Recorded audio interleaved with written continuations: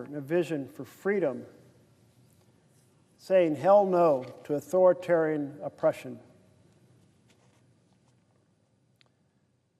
I have a letter here published in the Washington Post by Paul Bardak and Patrick Nichols, co-founders of the State and Local Human Rights Center.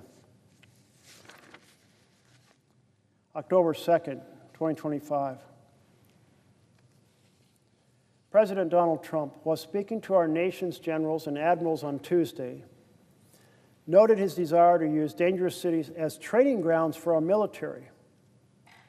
The October 1st editorial, U.S. cities aren't meant to be military training grounds, argued against such an approach. So too would the founders of our nation.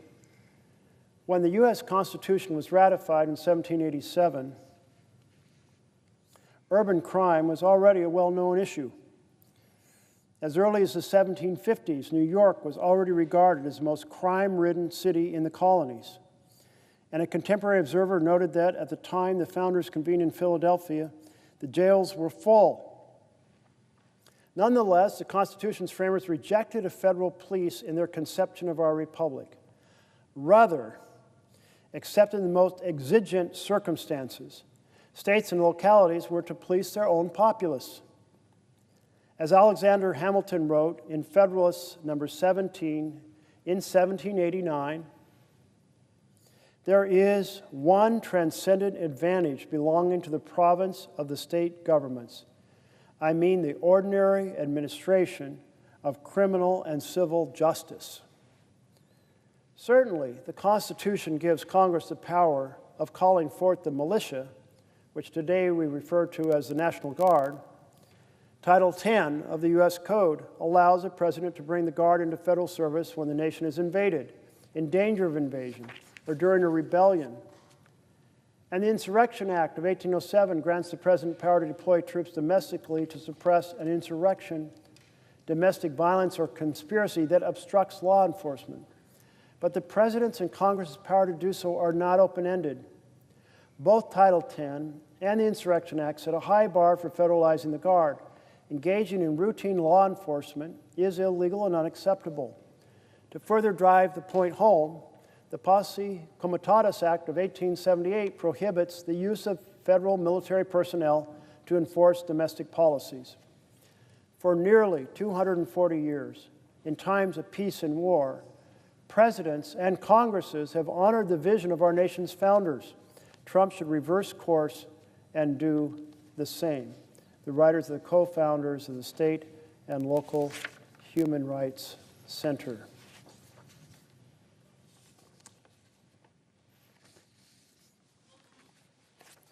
What comes next?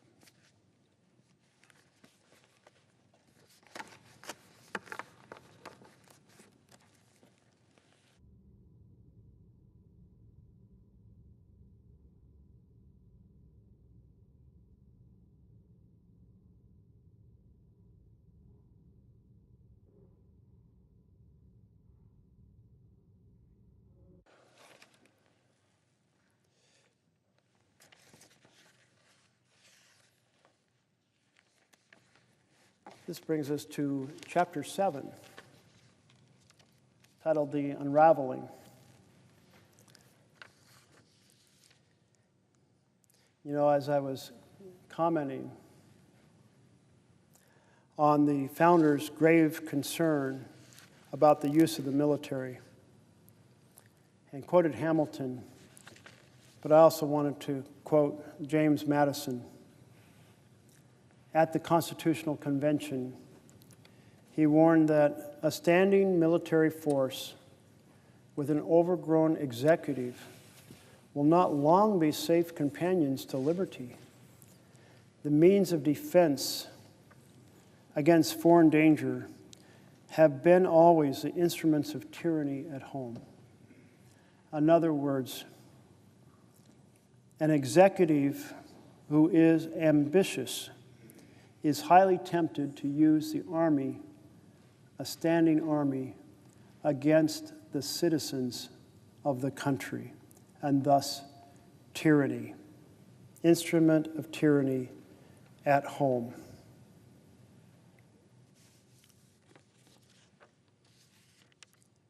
we're trying to understand why the line has been so clear that you have to meet a high bar of a rebellion or an insurrection or an invasion in order to use the American military domestically.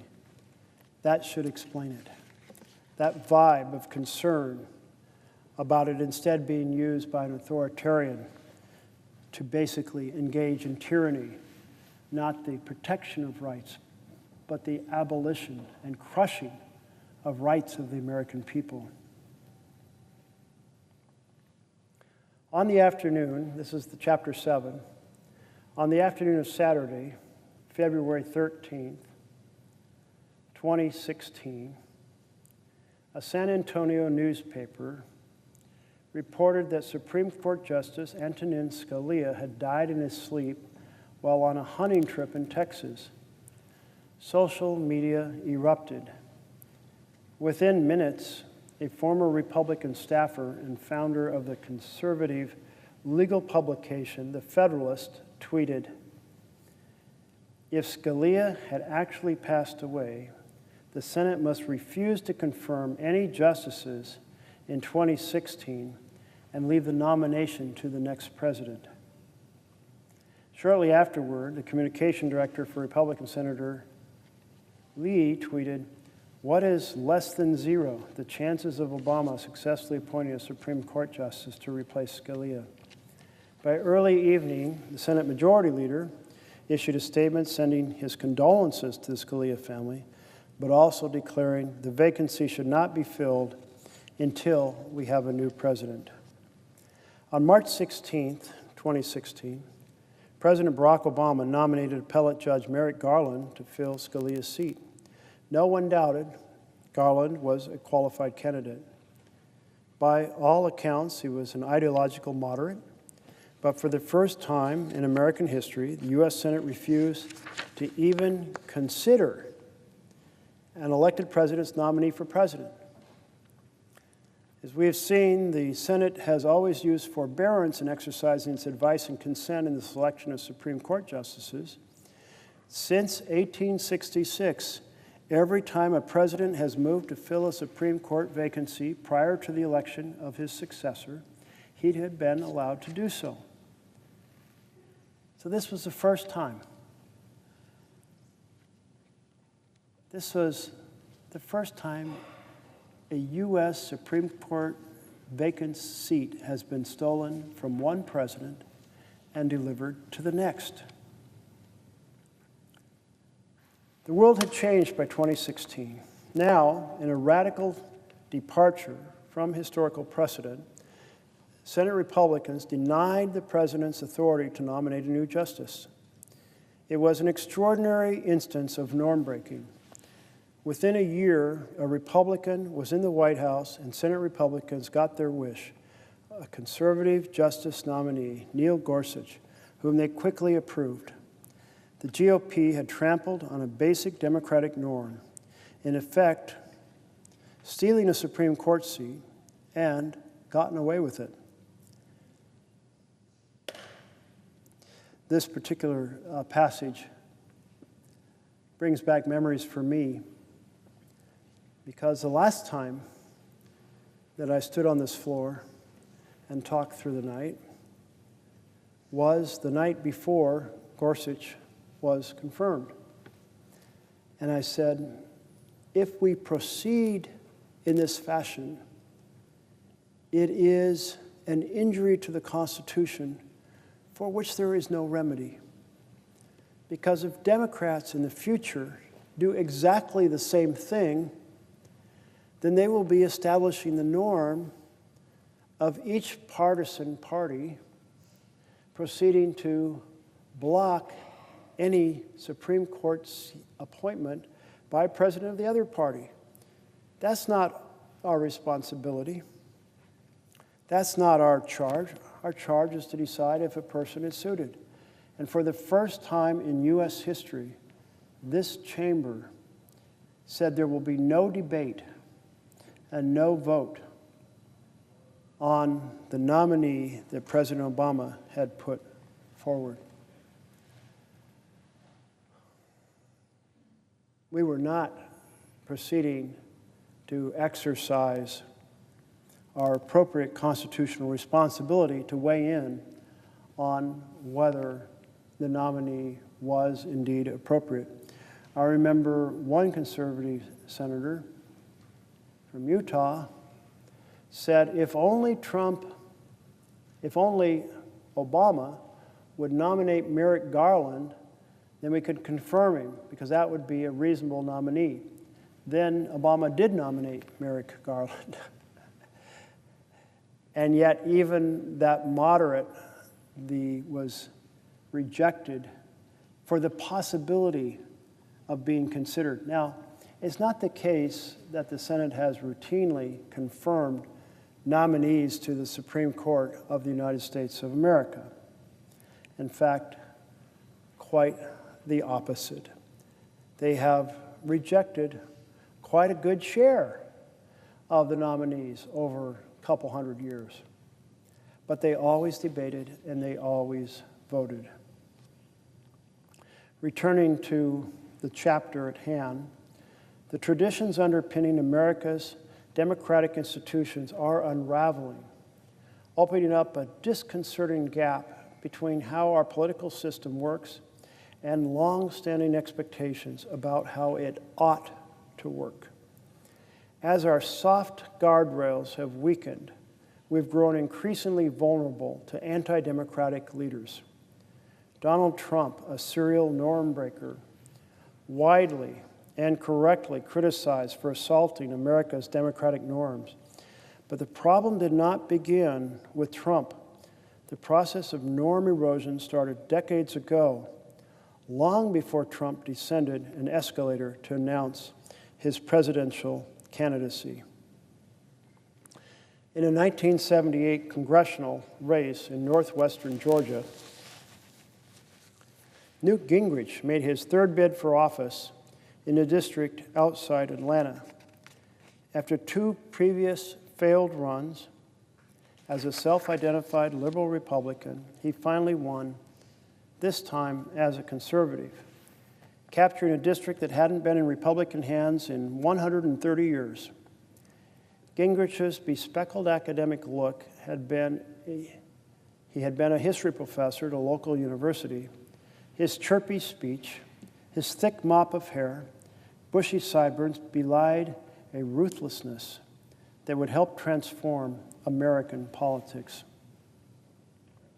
In June of his 1978 campaign, Gingrich had met with a group of college Republicans at an Atlanta airport Holiday Inn, wooing them with a blunter, more cutthroat version of politics than they were accustomed to. He found a hungry audience. Gingrich warned the young Republicans to stop using Boy Scout words, which would be great around the campfire, but are lousy in politics. He continued, "You're fighting a war. It is a war for power. This party does not need another generation of cautious, prudent, careful, bland, irrelevant quasi-leaders. What we really need are people who are willing to stand up in a slugfest. What's the primary purpose of a political leader? To build a majority." When Gingrich arrived in Washington in 1979, his vision of politics as warfare was at odds with that of the Republican leadership. House Minority Leader Bob Michel, an amiable figure who carpooled home to Illinois for congressional recesses with his Democratic colleague, Dan Rostenkowski, was committed to abiding by establishing norms of civility and bipartisan cooperation. Gingrich rejected this approach as, quote, too soft. Winning a Republican majority, Gingrich believed, would require playing harder form of politics. Backed by a small but growing group of loyalists, Gingrich launched an insurgency aimed at instilling a more combative approach. Taking advantage of a new media technology, C-SPAN, Gingrich used adjectives like rocks, deliberately employing over-the-top rhetoric. He described Congress as corrupt and sick. He questioned his Democratic rivals' patriotism. He compared them to Mussolini and accused them of trying to destroy our country. According to former Georgia State Democratic Party leader Steve Anthony, the things that came out of Gingrich's mouth, we had never heard that before from either side. Gingrich went so far over the top that the shock factor rendered the opposition frozen for a few years. Through a new political action committee, GOPAC, Gingrich and his allies worked to spread these tactics across the party. GOPAC produced more than 2,000 training audio tapes, distributed each month to get the recruits of Gingrich's Republican Revolution on the same rhetorical page. Gingrich's former press secretary, Tony Blankley, compared the tactic of audio tape distribution to one used by the Ayatollah Khomeini on his route to power in Iran. In the early 90s, Gingrich and his team distributed memos to Republican candidates instructing them to use certain negative words to describe Democrats, call them, including the words pathetic, sick, bizarre, betray, anti-flag, anti-family, and traitors. It was the beginning of a seismic shift in American politics. Even as Gingrich ascended to Republican leadership structure, becoming a minority whip in 1989 and Speaker of the House in 1995, he refused to abandon his hardline rhetoric.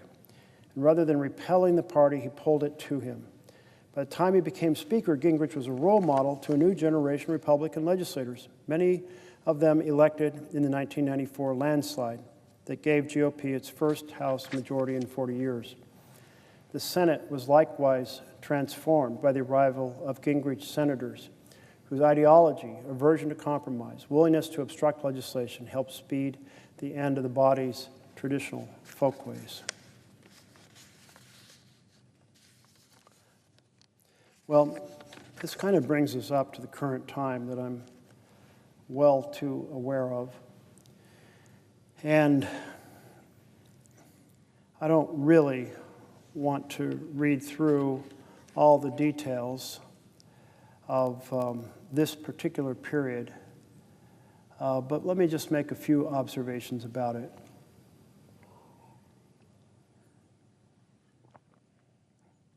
I was told that when I came to D.C. as a senator, I'd see a very different Senate from the one I witnessed as an intern. Enormous difference between 1976 and the Senate I'd witnessed working for Congress in the 1980s and coming back here in 2009 to take an office. And a huge piece of that was certainly the deep animosity between the parties and the determination of the minority really running both ways to paralyze the majority. The Gingrich strategy was don't try to get a few amendments into the bills the other side has. It just makes them look good because they're getting stuff done, and it doesn't create a case to show that they should be out of power and you should be in power. So instead, obstruct, obstruct, obstruct, and then make the case they didn't do the job well, and therefore elect us. And this was powerfully successful. And a leader of the Senate said, Gingrich gives obstruction a good name. But here in the Senate, the opportunity to obstruct is so much larger in the House. We have nominations that take up a significant amount of time. So by drawing out those votes, you can eat up a lot of time. In fact, that strategy employed by Democrats has led to a nuclear option a couple weeks ago, in which for the first time we're doing blocks of nominees in a single vote. That had been done previously, but only with unanimous consent, saying every senator had looked over the list and said none of them were objectionable. Now that list may be full of objectionable individuals who by quality of character or by experience are totally unsuited to the post to which they've been nominated, but they're just going to be floated in. To me, it's a terrible abdication of the advice and consent clause of the Constitution, and therefore one more check and balance that has been profoundly eroded. But it was triggered by all-out obstruction, slowing down the process by the Democratic minority, just as the Republican minority had done in a previous cycle. In addition, policy bills require 60 votes in the Senate to close debate. Now, this is an artifice that stems from a transition that began in the 1830s. That transition was Southern Democrats giving up on the ability to have states nullify bills they didn't like, decided that the only way that was left for them was to stop bills from ever getting passed in the first place, and therefore talk them to death. Keep giving speeches on the bills, and then make a new motion, like to refer the bill to committee, or to adjourn, or to do this amendment or that amendment, each motion allowing 2 more speeches for each senator under the original Rule 4 of the Senate, and thereby enabling talk to go on infinitely, and wrapping that ability to talk infinitely in the First Amendment, making it a glorious feature of the U.S. Senate, a complete reversal of Jefferson's guidance in the early Senate, which is embodied in his Book of Conduct for the Senate, to speak directly, engage in no superfluous talk, and proceed, therefore, to get to the nut of the question, hear everyone, make a decision, and move on. This was the opposite. This was glorifying obstruction. And this term that came to describe this ability to do endless speeches and glorify obstruction was the term piracy, utilizing the Dutch word freebooter, which in Caribbean slang was filibustero, and thus the pirates have taken over the Senate.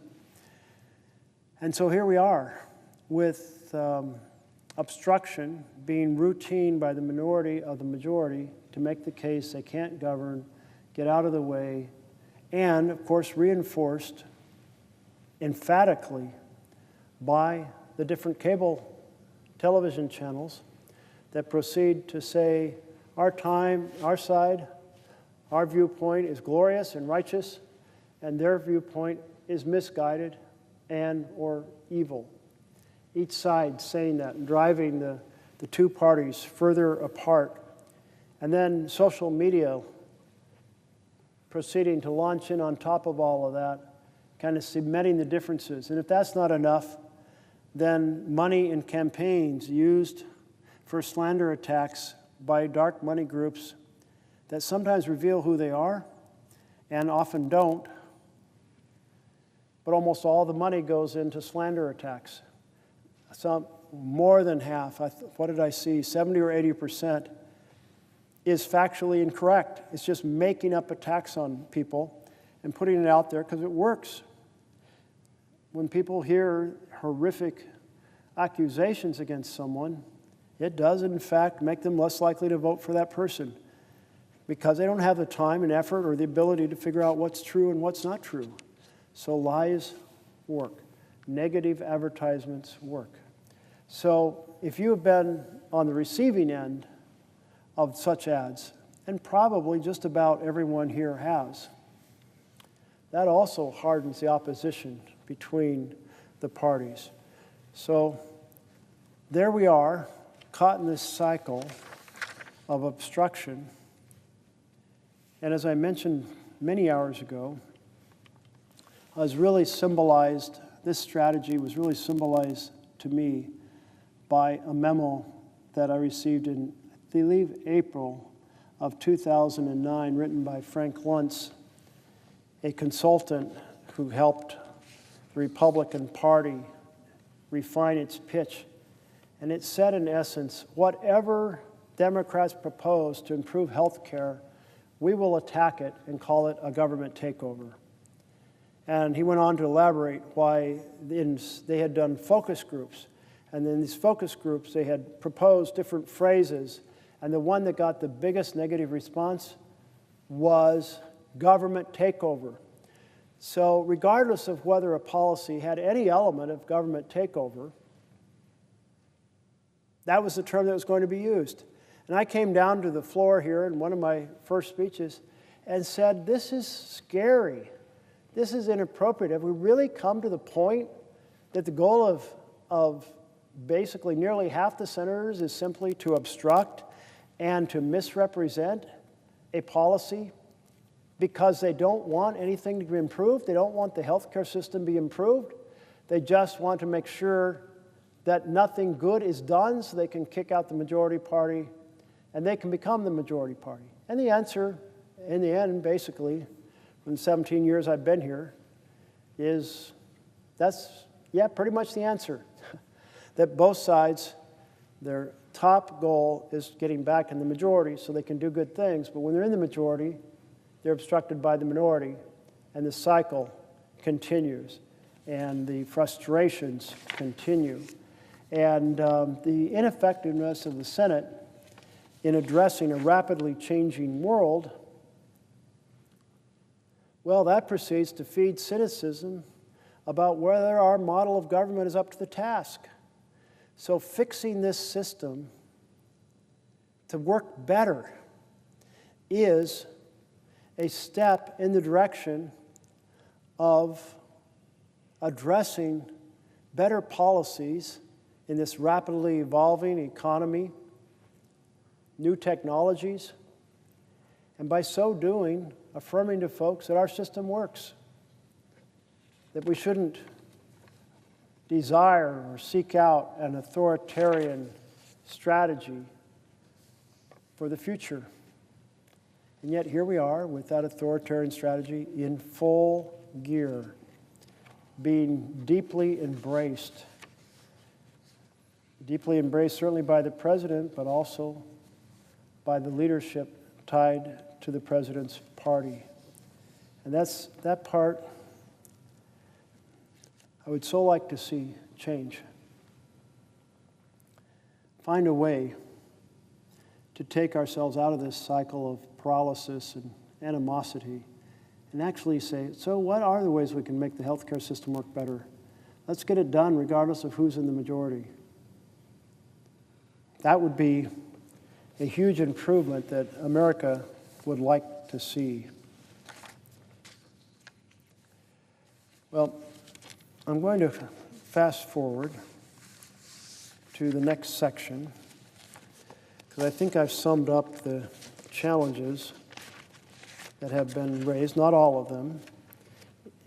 And one of the pieces that is the spread of this use of the filibuster into every crevice of our congressional operations.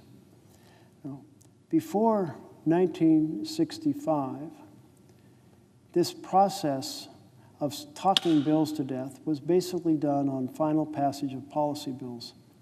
It wasn't done on amendments. It wasn't done on motions to proceed to bills. It wasn't done on nominations.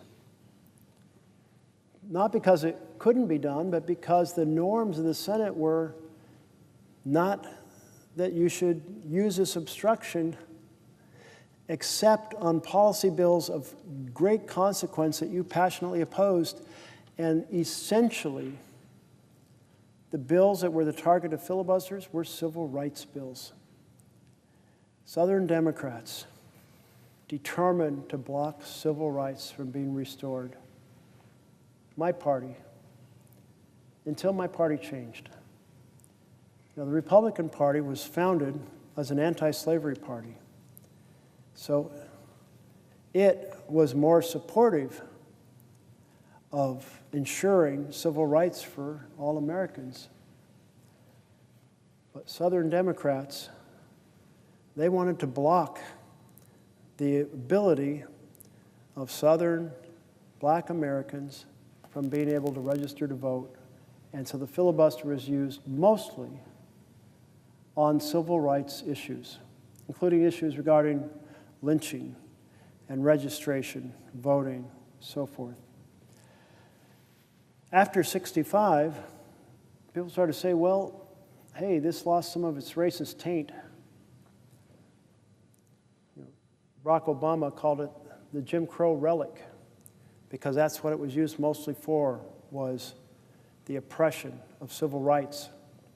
But it lost some of that taint after 1965. It started to be used gradually and then more rapidly until you basically can't sneeze here without facing a new version of the filibuster. Now, the old version was you talked a bill to death, new motions, new speeches, never allowing to get to a final vote.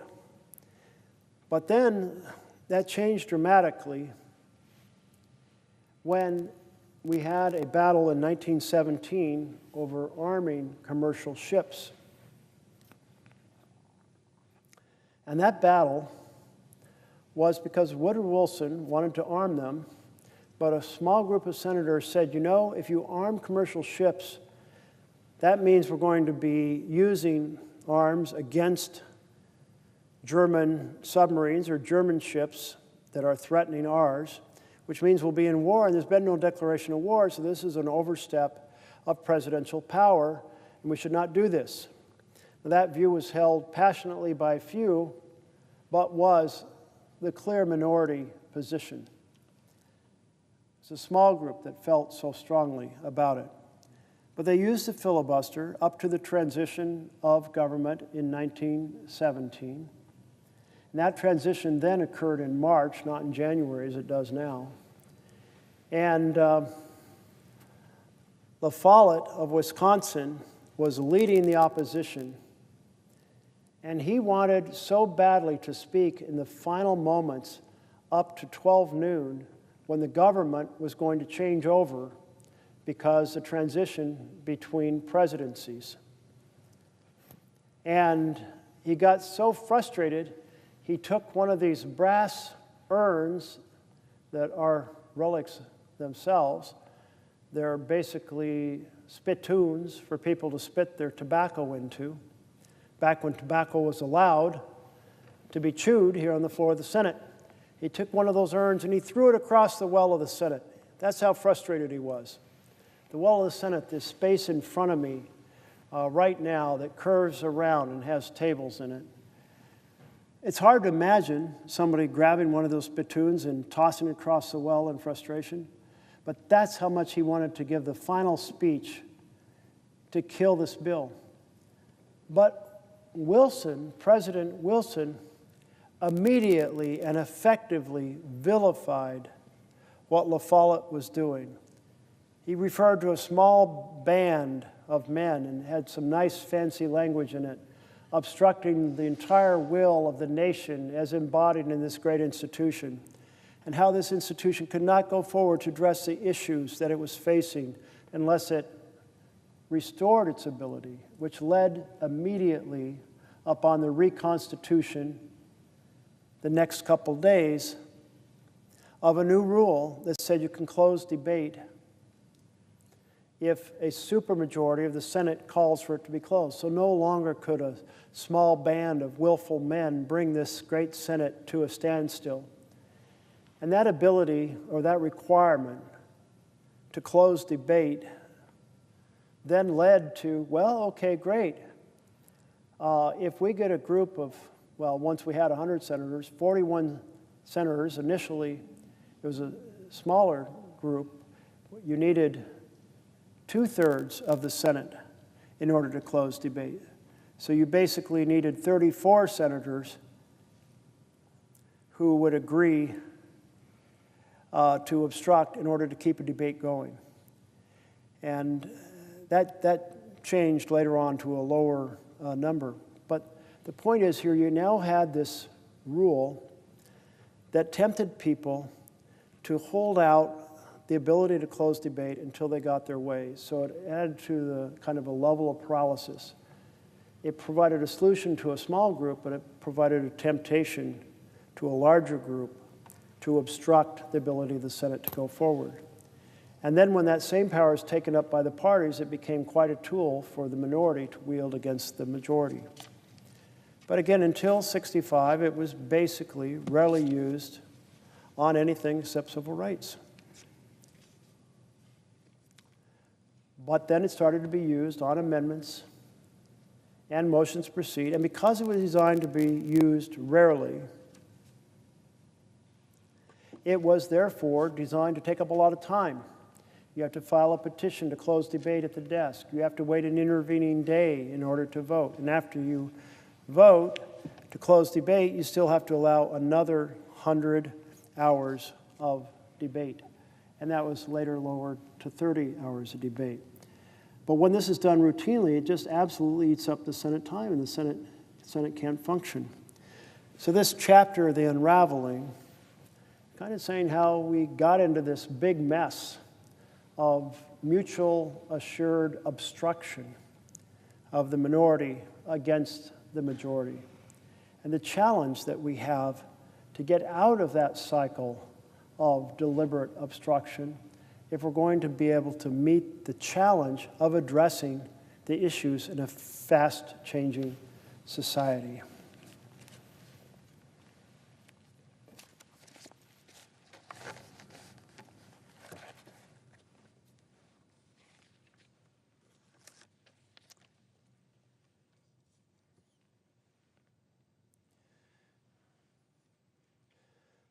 So let's talk about another big challenge, and that's the weaponization of the Justice Department.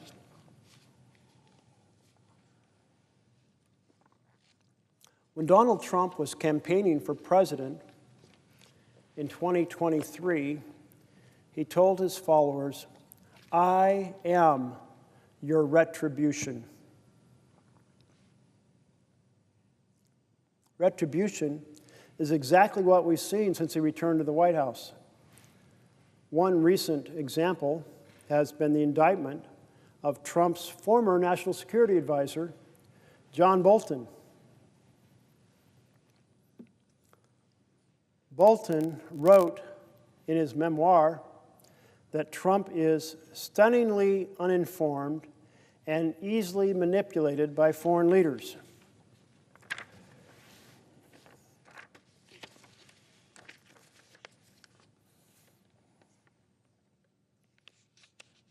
Well, not something that sure made Trump happy to have John Bolton say that. After working for Trump, Bolton said, "I don't think he's fit for office. I don't think he has the competence to carry out the job." And Bolton was just one of the many Trump critics who is now in Trump's crosshairs. New York Magazine published a piece in April about these fears, titled "Trump Threatens to Imprison Critics," and Bondi Might Do It. It's written by Ellie Honig, April 11th of this year. Donald Trump's presidential payback tour rages on, and now it's personal. It's one thing to target multi-billion-dollar law firms, universities, and media outlets for organizational retribution. Those efforts aimed at stifling and punishing any criticism or dissent are reprehensible in their own right. But now Trump is going after individual private citizens, using the might of the executive branch to potentially throw his detractors in prison. In a pair of official proclamations, rendered no less unhinged by the use of official fonts and White House letterhead, Trump identifies two targets who worked in the federal government during his first tenure and dared to speak out publicly against him. First, Chris Krebs, who led the Cybersecurity and Infrastructure Security Agency from 2018 to 2020, and made headlines when he publicly contradicted Trump's false claim that the 2020 presidential election was stolen. For this act of heretical truth-telling, Trump labels Krebs, quote, a significant bad faith actor, whatever the hell that means, who poses grave risk to the American public. And then there's Miles Taylor, a former Department of Homeland Security official who publicly criticized the president in an anonymous book and various media appearances. Taylor, like Krebs, purportedly poses risk to the United States, is a bad faith actor, though apparently not a significant one, like Krebs, and stoked dissension with his public commentary. Are you scared? Don't you fear the risk posed by these two monsters? True to the form he's displayed, when going after disfavored law firms, Trump hits below the belt. The president ordered security clearances stripped not only from Krebs and Taylor, but also from everyone who works with them. Krebs at a private security firm, Taylor at the University of Pennsylvania. He's punishing his targets, plus their employers and colleagues. First Amendment freedoms of association be darned. And those comments are not mine. I'm just reading the text here. It gets worse. In a separate set of orders, Trump directed the Attorney General to open criminal investigation of Krebs and Taylor. Notably absent from the orders is any plausible notion that either might have committed a federal crime. This hardly needs to be said. But it's not a federal crime to be a bad faith actor. It's not a federal crime to stoke dissension, or even to be a wise guy, as Trump called Krebs from the Oval Office. The next move is Pam Bondi's, and we know how this will go. Any reasonable, ethical attorney general would follow the bedrock principle that a prosecutor must have predication, a fancy word in quotes, some kernel of fact on which to believe a crime might have been committed in order to open a criminal investigation. The bar is low, but it serves the vital purpose of preventing precisely the baseless retributive inquest that Trump has now ordered up. In observance of this foundational precept, even Bill Barr, the subject of sharp criticism in my first book, Hatchet Man, generally ignored Trump's public pleas for the arrests of Barack Obama, Joe Biden, and others.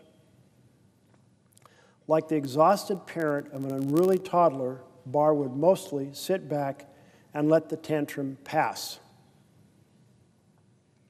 Don't count on Bondi taking the same course of passive resistance to the president's. She has already shown her true colors, and they're whatever shade Trump pleases. Despite the distinct possibility of criminality by top administration officials around the signals scandal, the AG refused even to investigate. Instead, she decreed, after zero inquiry, with zero evidence, that information about military attack plans was somehow not classified and that nobody had acted recklessly. Case closed, no inquiry needed. Even if the DOJ investigates but concludes it cannot bring a criminal charge, the threats to Krebs and Taylor is real. Any criminal inquiry takes an enormous toll on the subject. Subpoenas fly.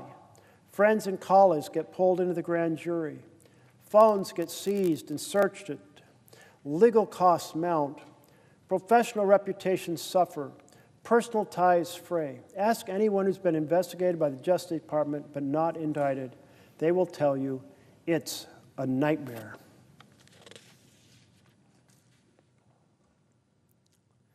Trump has long made a habit of threatening his opponents with criminal prosecution through social media posts and spontaneous outbursts from the lectern. Until now, it was mostly bluster, a public form of scream therapy for the capricious commander-in-chief. But now it's in writing from the president to the attorney general, who typically jumps to attention to serve whatever suits the boss. Prosecutorial standards be darned. Trump's dark fantasies are coming to life. So most of us haven't heard of these individuals. Miles Taylor, a Homeland Security official who criticized the president in a book.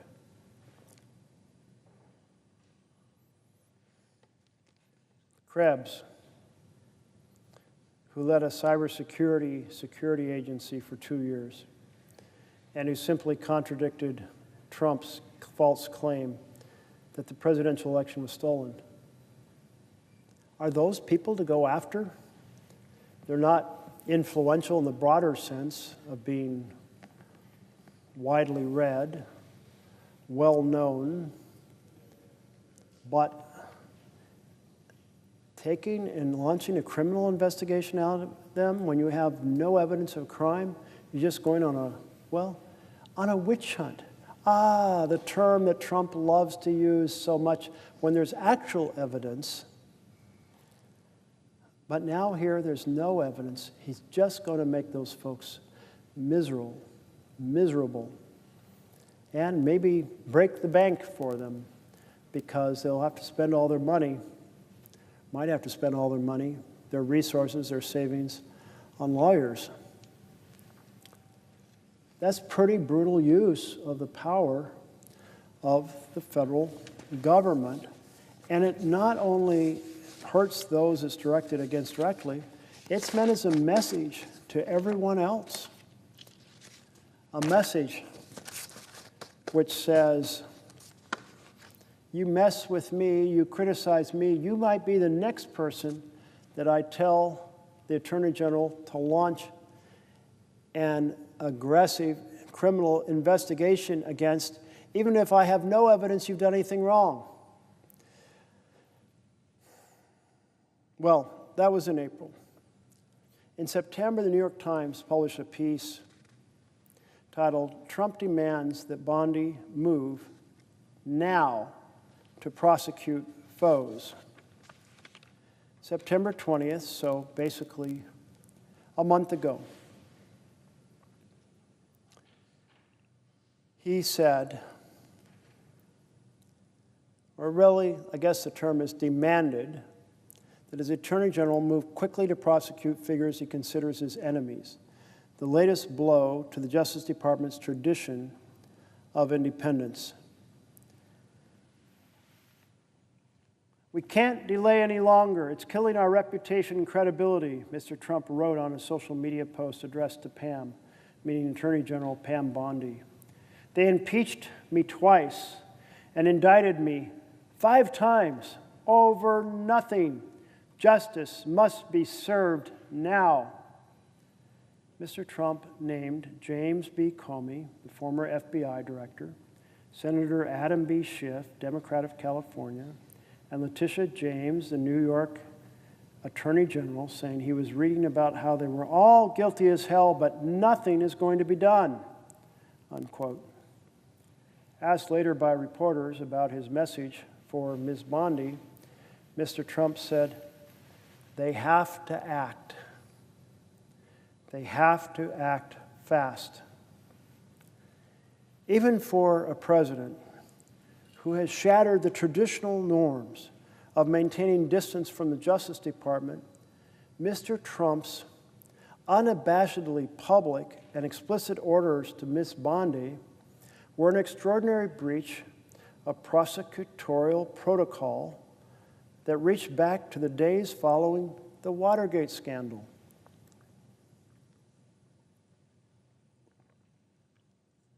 His demands came a day after he ousted the federal prosecutor who failed to charge 2 of the adversaries he most reviles, Mr. James,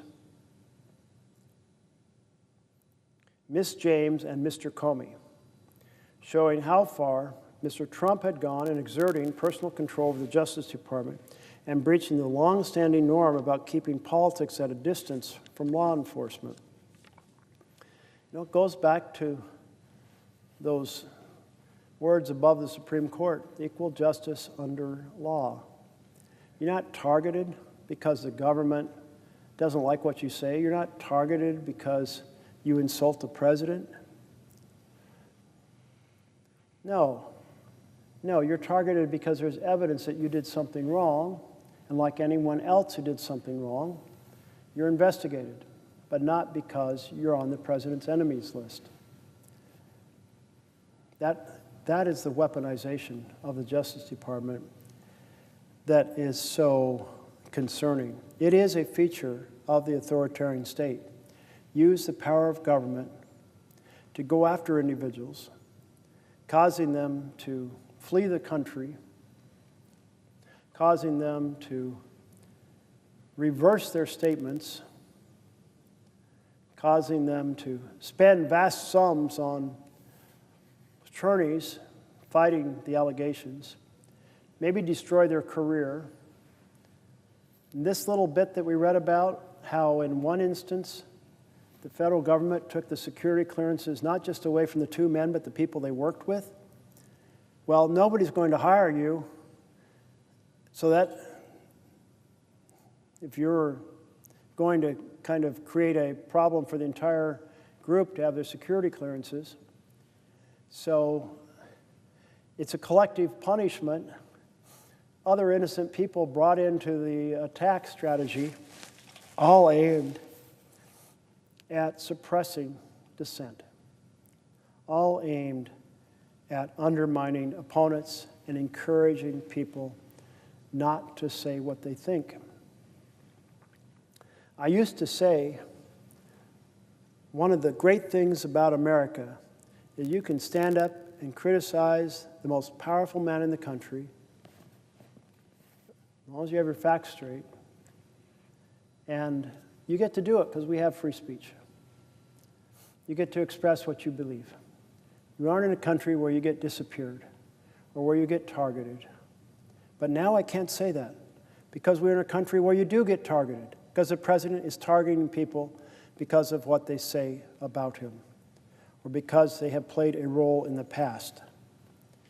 This is fabulously out of sync with freedom in our country. Freedom of speech, freedom to air your views, which makes for a much healthier country to have honesty in what we're observing so that people can act according to the insights that are produced. In a different social media post later on Saturday, I'm returning to the text here, Mr. Trump defended Ms. Bondi, saying she was doing a great job, but that she needed a tough prosecutor in the Eastern District of Virginia, where Eric S. Siebert was abruptly forced from his post atop the U.S. Attorney's Office on Friday. Mr. Trump said he would nominate Lindsay Halligan, a special assistant to the president, who was on his personal legal team, to fill the role. Ms. Halligan, who spent much of her career as an insurance lawyer, has never been a prosecutor. Ms. Siebert's exit deepened troubled questions that have arisen in recent months about the politicization of the Justice Department, supposedly self-governing satellite offices. But it also raised a blunter and more immediate issue.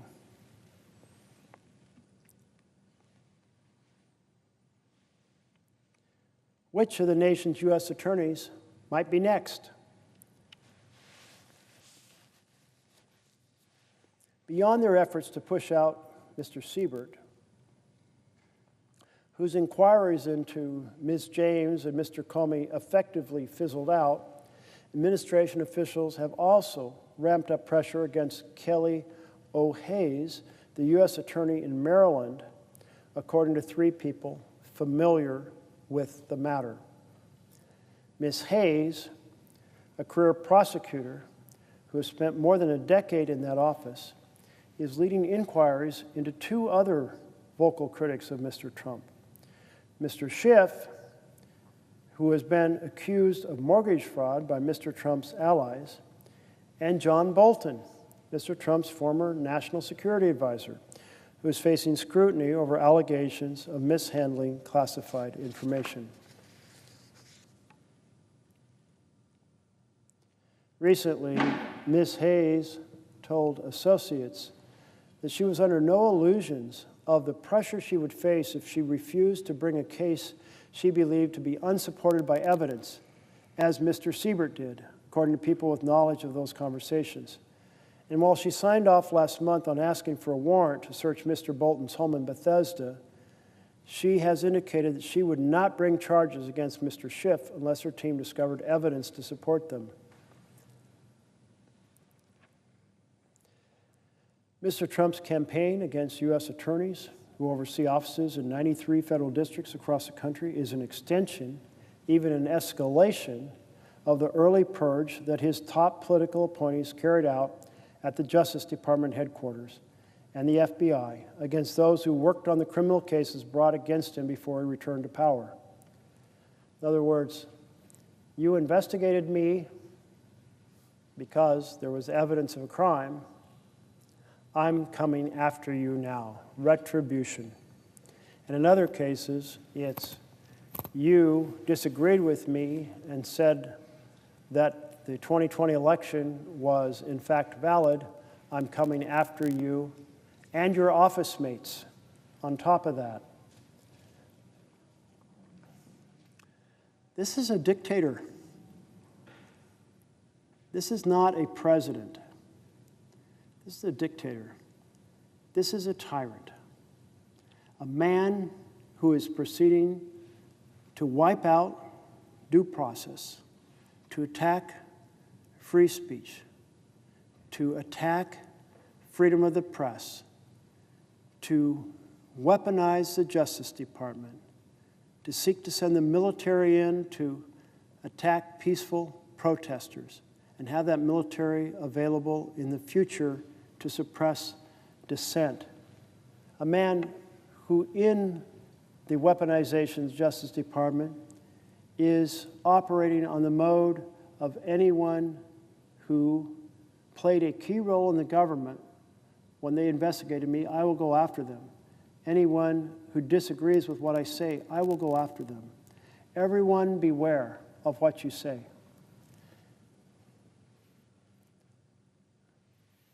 President Trump, why don't you pick on me?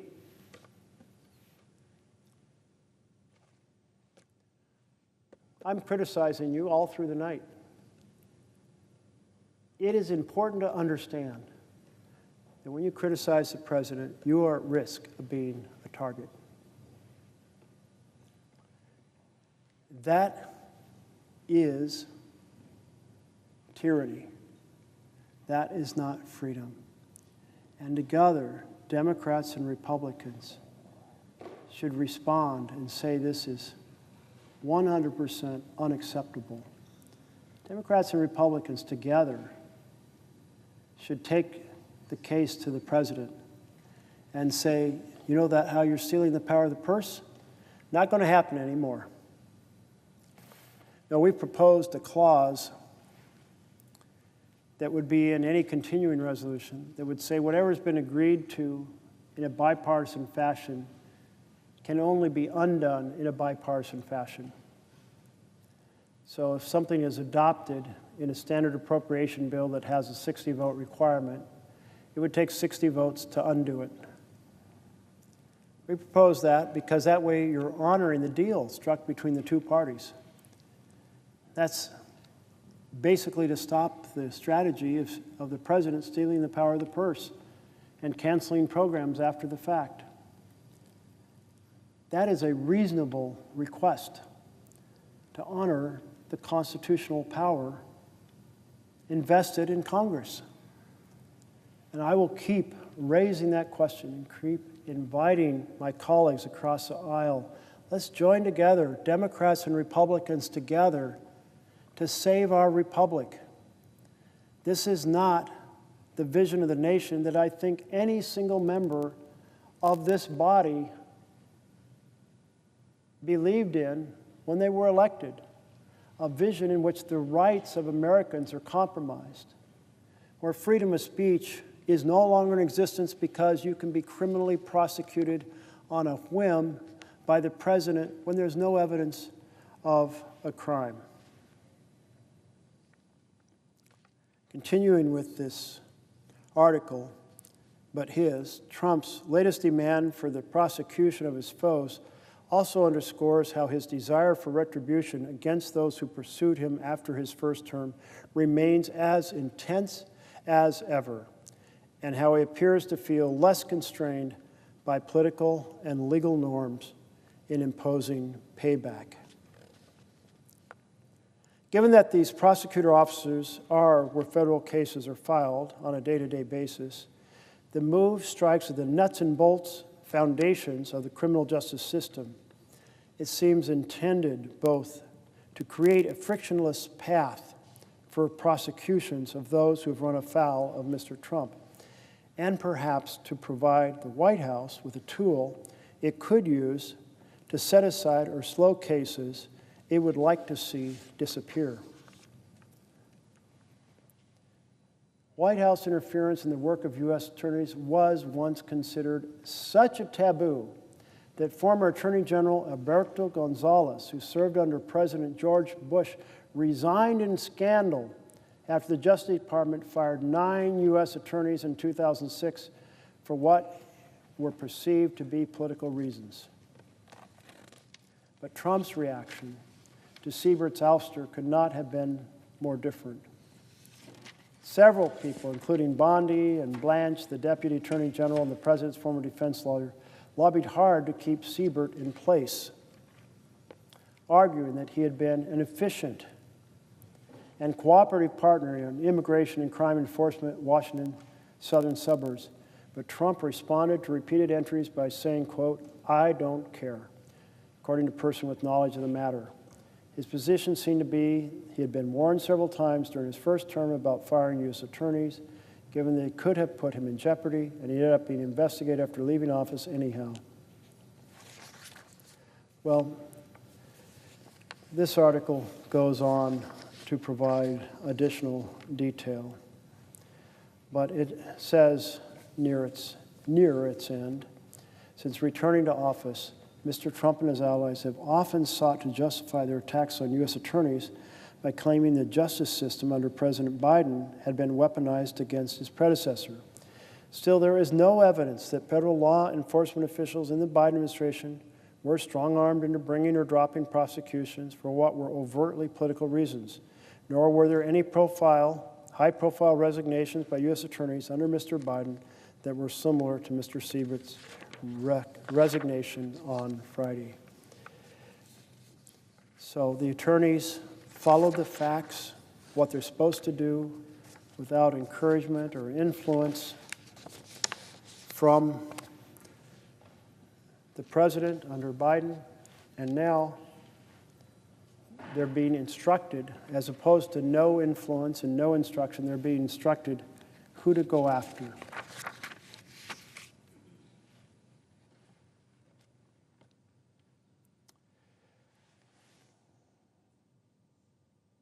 So much has gone on that it's hard to track it. In these various categories we've talked about, even in the weaponization of the Justice Department, some of the cases are against individuals that the president has on his enemies list. Others are after career employees who aren't doing exactly what the president wants to pursue those criminal investigations against people on the target list. Then we have more going on. The Department of Justice fired attorneys and other staff who were involved in the January 6th investigations and prosecutions. So we have the criminal prosecutions of people on the enemies list, of Trump's enemies list. We have the firing of attorneys in the prosecutor's office. And now we have the firing of attorneys and staff who were involved in January 6 investigations. More than a dozen FBI agents were fired because during 2020 they had kneeled with protesters in the wake of George Floyd's murder. And Trump has publicly called for investigations into other political enemies, as we have seen.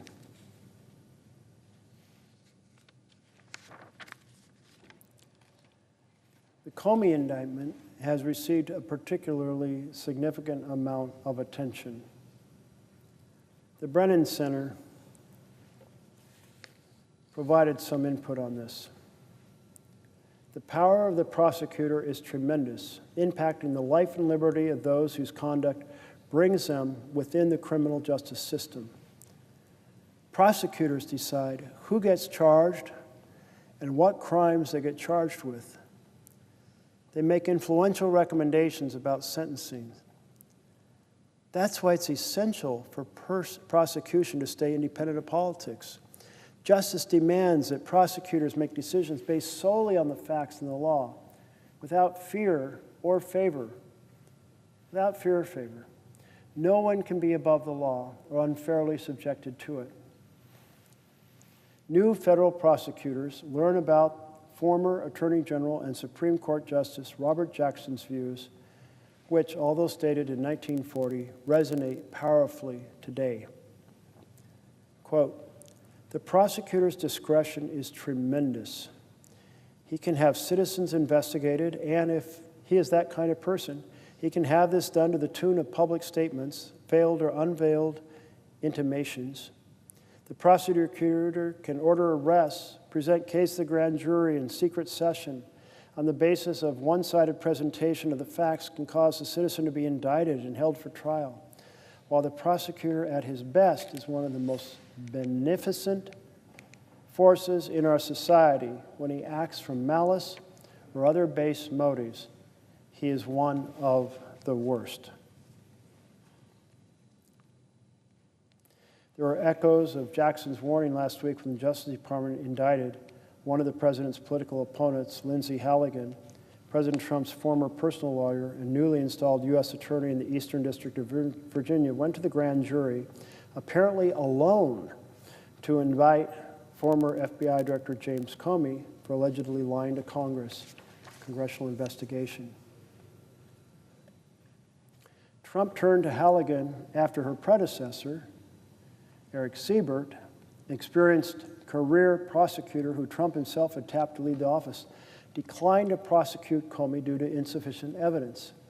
So a seasoned prosecutor, a career prosecutor, which Trump himself had tapped to leave the office, said there is insufficient evidence to prosecute Comey and declined to do so.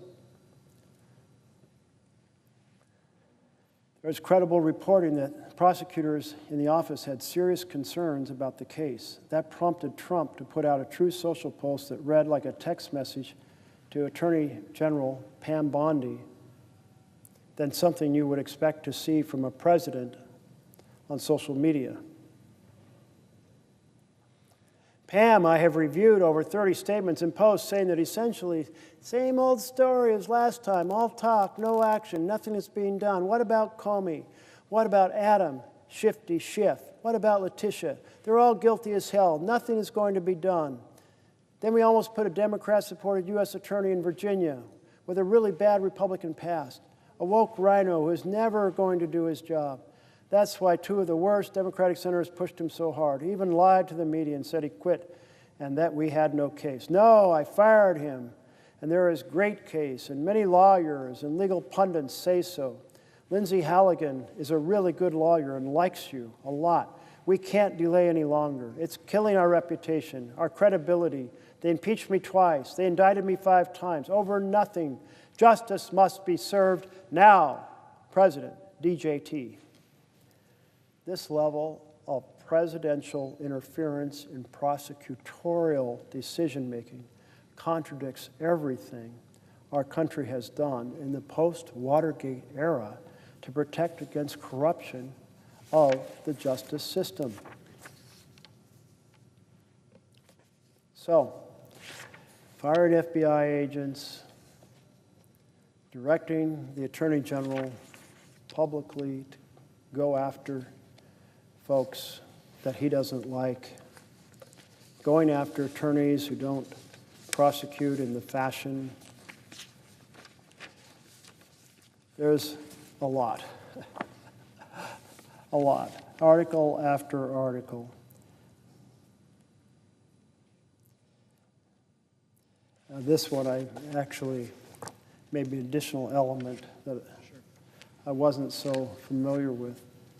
In late September, President Trump signed an executive order designating Antifa as a domestic terrorist organization.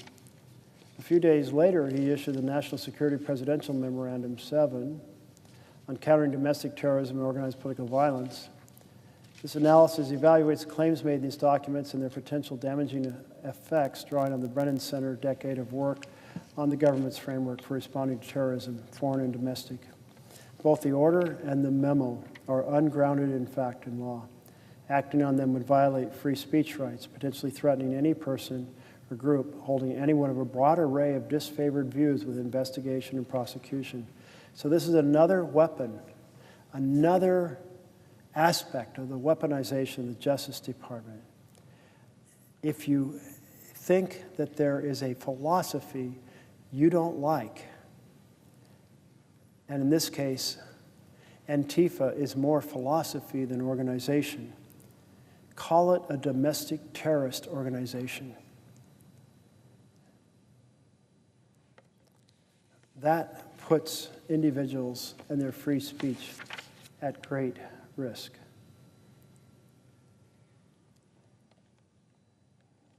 And the memo from the Brennan Center goes in to note all the details about how this doesn't stand up to take any domestic, to be basically used to suppress domestic dissent, free speech, by labeling a domestic group a terrorist organization.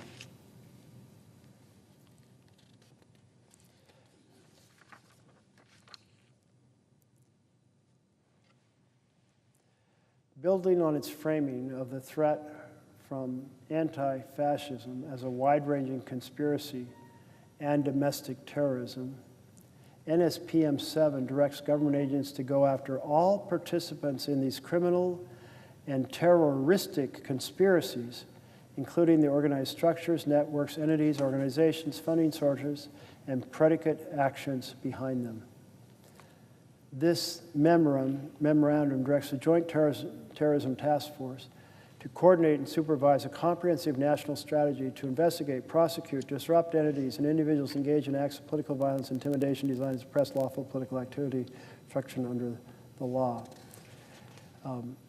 Of course, whenever there is criminal activity, hell yes, enforce the law. But if you're putting a major label on a group because of their viewpoints, that is something entirely different. So that certainly deserves close examination as another facet.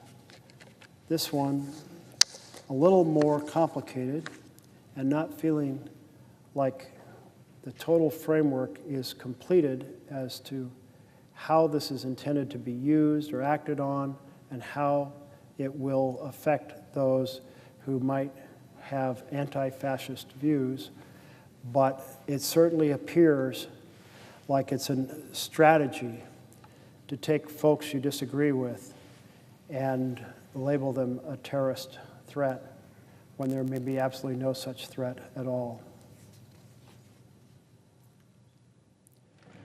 Finally, let me read a message from the organization, The Justice Connection, a group of former career employees of the Department of Justice who left DOJ, either voluntarily or involuntarily, because of actions of the Trump administration.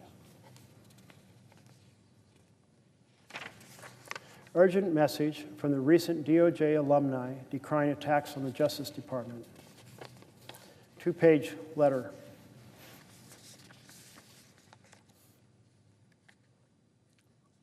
Madam President, I ask that this letter be entered into the record. Objection. Urgent message. We are 282 former career employees who proudly served our country at the Department of Justice. From prosecutors, special agents, and intelligence analysts to immigration judges, grant managers, civil rights attorneys, and more. We all carried out our duties faithfully, regardless of who occupied the White House, until we no longer could. Each of us left the department either voluntarily or involuntarily because of actions taken by this administration. Our fidelity to the Constitution and our dedication to our country did not end when our jobs did. Now that we've left the department, we believe it's our duty to sound the alarm about this administration's degradation of DOJ's vital work and its assault on the public servants who do it. It is incumbent on all of us to fight for the Justice Department before it's too late.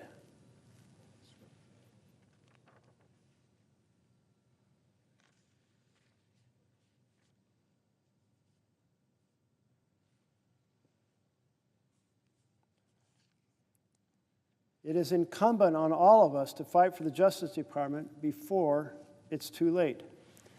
The DOJ's mission is to uphold the rule of law, to keep our country safe, to protect civil rights. It's failing on 3 fronts. And I see a colleague has arrived on the floor, and I'm happy to interrupt the reading of this letter. But because of your own background, I suspect you might possibly have some question related to some of these miscarriages of justice. I see my colleague from Minnesota is on the floor, and I would welcome a question if she has one. Will the senator from Oregon yield? I have one question, and it is about just the Justice Department. We just got the shocking news yesterday. It's every single day something happens, that once again the president is treating the Justice Department as his own personal law firm. He has now asked for, and this might have been while the senator from Oregon was speaking, but the president has now requested $230 million back from the taxpayers of this country off of their backs to line his own pockets, or he says now to give to a charity of his choice. And to me, this is just another example of how he keeps considering the Justice Department as it should be, not as the people's lawyer, but as his own lawyers. And in fact, he has installed his own lawyers there.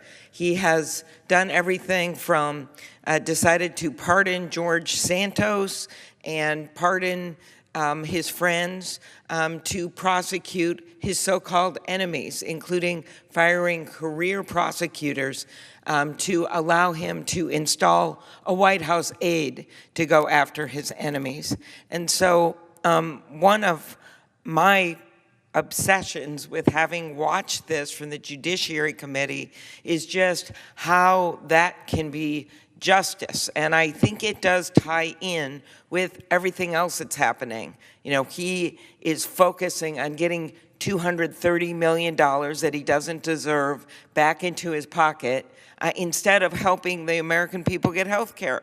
He's focused on helping his pals and his friends and going after his enemies instead of doing the work for the American people that he was elected to do. So I would just like to have my colleague from Oregon answer a question about how he sees this Justice Department fraud and what's happening over there as related to how the president isn't doing anything for regular people, and instead he's helping his pals. Well, I thank so much my colleague and friend from Minnesota and the expertise you bring on the Justice Department. As a lawyer, you have the background as you serve on the committee that has this jurisdiction. And I, as a non-lawyer, can tell you I am just absolutely shocked and stunned. I have thought that the norms that we have in America are norms that make a great deal of sense because they have a value associated with them. And that value is the fair administration of justice without prejudice, the fair administration without targeting of political enemies. I think, oh, I read about the targeting of political enemies. That happened in some country far away, where a president who didn't share the values that we have here in the United States of America went after their political enemies by falsely pursuing them in a criminal sense. But then I realized that, no, that's happening right here in the United States of America. And you made reference to a situation that I believe I may have heard about and may have this wrong, in which the president is actually suing the government, then instructing his Department of Justice to settle the suit, thereby translating money into the president's pocket out of the government. I mean, are you kidding me? What is the president of the United States? I will file a suit against the government, and then I'll tell the Justice Department to pay it off and put that money in my pocket?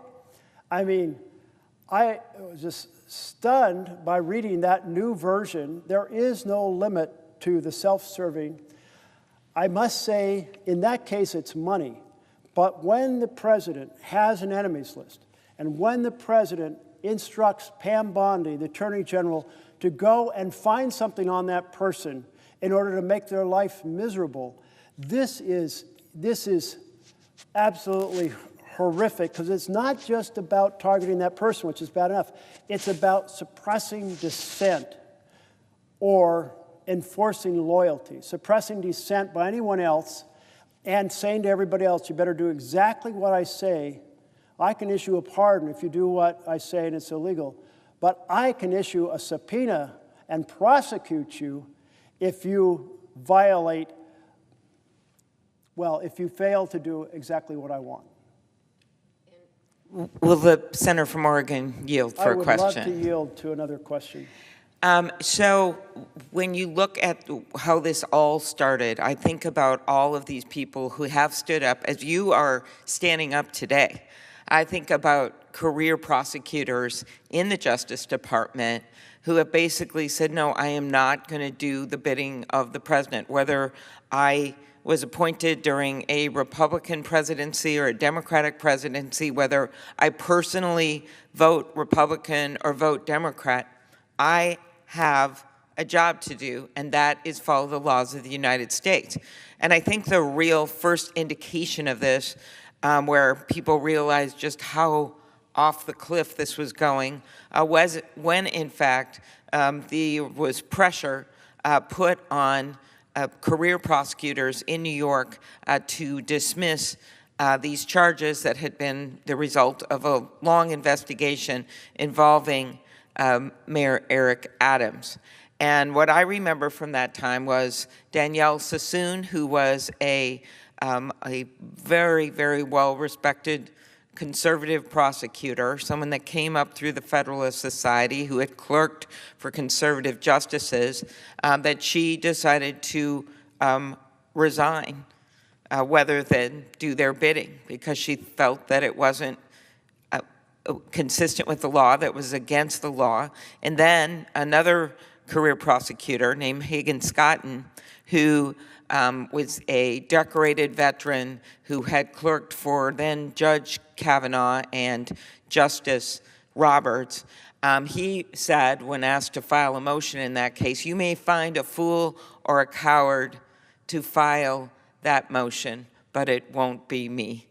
And those words always echo in my mind. I say to the senator from Oregon as he stands up today, of these people through these last months, whether it is standing to march with their kids on their hips, whether it is to stand up, as so many of us have done in this chamber to fight for health care, whether it is people who, like the statistician at the Labor Department, simply doing her job, willing to stand up and give the facts of what the job numbers were, and then the president didn't like it and had her fired, which I always thought was ironic when it's about jobs numbers and then you lose another job. But in any case, he just fired her, or going after governors at the Federal Reserve, or deciding which states he's going to take funding from.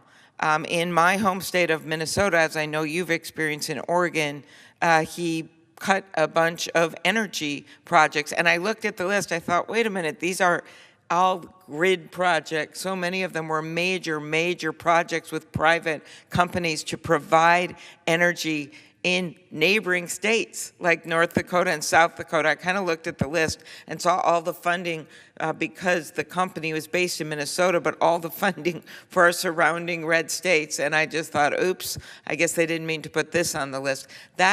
All of that combines, as you look at what's happening with the Justice Department right now, as a president that is basically decided that there are no norms.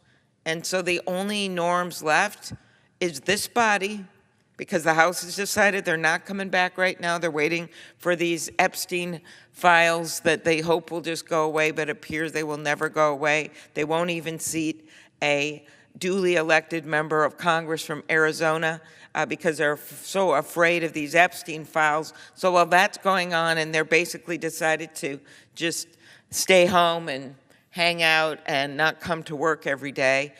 This is the functioning chamber, as close as it can come, that is supposed to be dealing with the matters before the country. And the matter before the country right now is what is happening with our health care system. On November 1st, these premiums are going to be doubling in so many states. You look at some of the states that actually Donald Trump won, like Florida with millions and millions of people on these plans. You look at Texas, 75% of the people on these plans live in states that Donald Trump won. So while all that is going on, the president goes to his go-to, and his go-to is messing around with the justice system. He literally pardoned someone, as in George Santos, who claimed to be a world-class volleyball player, producer of the Spider-Man movie, and was actually simply a fraudster that the entire Republican leadership in the House of Representatives booted out of the House of Representatives. The president says, I'm going to bring this guy back too. Because every single day, it's that strong-arm techniques. Doesn't care if it leads to more violence, doesn't care if it violates the oath of these lawyers in the Justice Department, doesn't care if people get fired, doesn't care about, what does matter? What does appear to matter is making news that day. What does appear to matter is getting on, dominating the news that day. Not our country, not the rule of law, but the one thing I can say, and I ask this of my friend, the senator from Oregon, because the president seems to think this, but does in fact trump the Constitution? Isn't it a fact that our laws and our Constitution, which has withstood wars, withstood the Great Depression, withstood Watergate, withstood all these things. Why? Because people stood up, as the senator from Oregon is doing today. Judges stood up, as we're seeing across the country. There are Trump-appointed judges that have made decisions time and time again contrary to this administration because it's against the rule of law. We saw that in the tariff case, those tariffs that are burdening the small businesses in our state. We saw a Trump-appointed judge, a Reagan-appointed judge, an Obama-appointed judge join together and say the tariffs are illegal. So this is happening. Judges are standing up. Our constituents are standing up, as we saw over this last weekend, millions and millions of people standing up in what was the most biggest peaceful protest in the history of this country. And yes, Congress needs to stand up. And that's what the senator from Oregon is doing today. Standing up and saying, this is not normal. This is not normal to have a Justice Department that is doing what they're doing. So I do ask the senator from Oregon, despite him not being a lawyer, to talk about the fact that Donald Trump cannot trump the Constitution of the United States. I thank so much the question my colleague from Minnesota has laid out. In fact, at least 8 or so topics that I'm going to enjoy addressing. But your final point, does Trump trump the Constitution? Do we have kings, if you will, in the United States of America? And the answer is, under the Constitution, obviously not. And I so appreciated the name of Saturday's demonstration. 7 million people demonstrating at some 2,700 sites across America saying no kings, and many versions of the most creative possible statistics laid out, of pictures laid out in that process. But you are absolutely, your question, there are no kings under our Constitution. But the president, in all of these things that I've laid out through the course of the night, the attack on the rule of law, the continuous effort to suppress free speech and free press, the attack on due process, attack on the law firms, attack on the universities, the use of violence, and the weaponizing the DOJ, all of it is the way a king acts. So, in fact, we are in the middle of an authoritarian takeover. It's not down the street. It's not around the corner. It is here right now. And speaking of being here right now, I see my minority leader is on the floor from New York, and I would welcome a question if he has one. Well, first, thank you, and I do have a question for you. I want to commend you for your fortitude and your strength on a subject that is so important to the future of this country, not only for our generation, but for our grandchildren. We need a democracy, and my question is this. In many authoritarian regimes, there are many characteristics, and we see a lot of this happening in Hungary, in fact. Orban has had his friends take over the media. Orban has used the prosecutorial authorities as a weapon, as Trump has turned our whole Justice Department into an attack dog to go after his enemies and help his friends. And we see this in so many other countries. Now, there are many people in the United States say it can't happen here, and our roots of democracy are stronger and deeper, certainly, than in Hungary's. But the danger is real.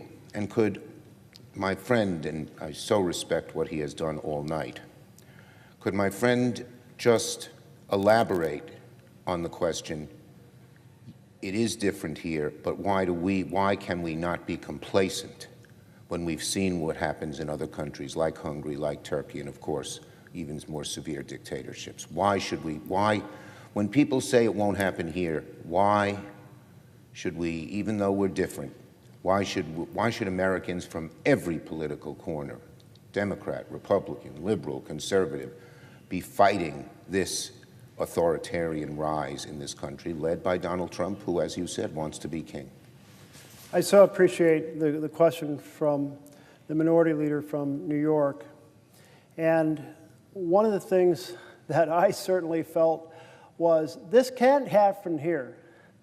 Our institutions are too old. We have 200 years of practice. We have features that have helped reinforce our constitutional framework. We have a solid middle class. We have a good education system. We have deep traditions in the House and Senate. We have norms that reinforce our constitutional understandings.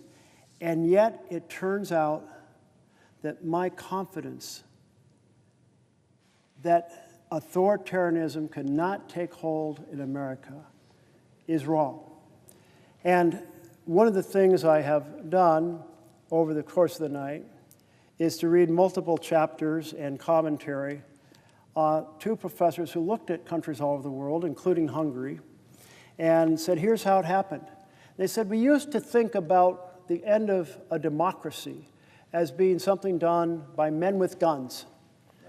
They burned down the presidential palace, they shot the president, maybe they killed his family, they tore up the Constitution, and they said, here's the New Deal. But now, that rarely happens in comparison to the new version in which democracies are put into the grave. And that new version is by elected individuals who start to erode the separation of powers. And if you think about it that way, you just really need three things to become an authoritarian state. You need a Congress that says our role is to just back up and do what the president says, a rubber stamp Congress. And in large part, we have that right now. I can't tell you how many times colleagues have said, I can't take that position because it would upset the president, even though I'm not happy about the situation. Well, so there's that. And then there is, you need a court that confirms or conveys more power to the president. And we have seen court decision after court decision that have conveyed more power, like Trump versus United States, saying the president is above the law. And you combine the president being above the law, as long as it's shielded by an act of government, and pardon power, and now the whole executive branch feels, well, we're all above the law. And then the president comes into office and just starts ignoring one law after another. I think a real early one that got a lot of attention was the firing of inspector generals. And of course, the law says you have to fire them for cause. And the law says you have to give 30 days notice. But the president didn't either. And in the end, he didn't really get the courts saying you can't do that. And then Trump says, you know what, I'm just going to start establishing tariffs around the world. Well, tariffs are not a power delegated to the president. The very first bill the U.S. Senate ever worked on was a tariff bill. They spent 3 weeks assigning a tariff to different things, a keg of nails or a barrel of molasses and so on and so forth. And so this collective factor brings us to the third element that creates the authoritarian state, which is a president who wants to defy the law, create a space in which saying the laws do not apply. So suddenly the checks and balances are gone, and it's not the authoritarianism that we need to fear a year from now. It's here at this very moment. And so this is why we should all, if we had any doubts a year ago, we should all now be going, oh my God, we are not immune from the same strategy that's been pursued with the same authoritarian playbook in country after country after country. Thank my colleague for that really right on the money exposition of this, and I'd just like to ask one more question related to the first, the supine Congress. Our Republican colleagues seem to just do whatever Trump wants, and we hear lots of mumbling and grumbling, we don't like it. But I hear from some of them saying to me, it wouldn't make a difference if I spoke up. Does my colleague from Oregon agree with that it wouldn't make a difference, that if Republicans, whether at the leadership in the House or Senate, or a large number or even a decent number of members spoke up against the kind of authoritarian direction that Trump is taking, does my colleague think it wouldn't make a difference, as they say, or does he think it would? Well, I believe it would make an astounding difference. Because when I come to the floor, or any of my Democratic colleagues come to the floor and say, look at this attack on due process, this is just wrong. Look at this effort to tell universities what to teach, this is just wrong. Look at the attack on law firms, and they've been essentially blackmailed into $1 billion of free legal help to groups that Trump